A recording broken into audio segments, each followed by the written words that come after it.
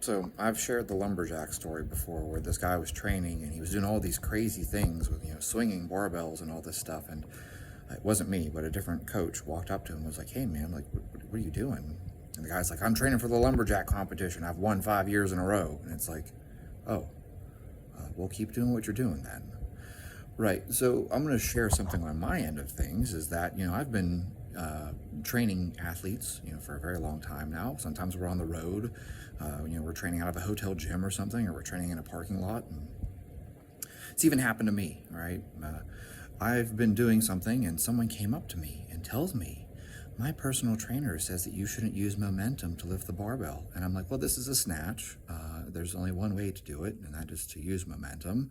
Or this is a power clean, and it's the proper technique in a power clean is to be explosive and use momentum." And they're like, "No, my personal trainer says you shouldn't do that." And it's like, okay. I've had people come up to me and tell me, "You shouldn't drop the weights. If you have to drop the weights, they're obviously too heavy for you." And it's like, well, that was 275 pounds that I just put overhead, and you wouldn't lower that because it would tear your shoulders apart and probably injure your back trying to lower it. So these are bumper plates. They're designed to be dropped. And they're like, "No, my personal trainer says." Stop and think before you interrupt someone doing something. I've had athletes that I was training, and some person felt the need to come over and tell us that, "Hey, that's not the right way to," and it's like, you have no fucking clue who you're talking to right now. Like, this individual over here has set a world record before. Maybe this person knows what they're doing. I always like to talk about this guy that I trained with, and he set a record in the deadlift. Well, one of his favorite exercises was Zimmel deadlifts. He would do them really violently with light weight, and you'd hear the plates clanking because he would yank it up so fast. He was so explosive when he did his Zimmel deadlifts. You'd hear the plates rattle and rattle and rattle. And the one time I'm training with him, and then someone came over and they're like, "You're jerking the weight, and that's not the proper form. You're going to injure your back." And it was like,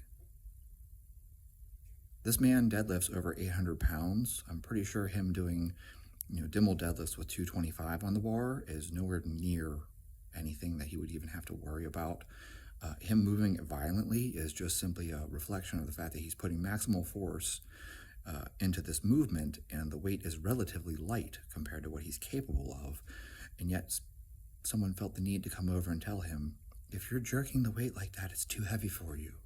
And it's like, you have completely exposed yourself as being an idiot.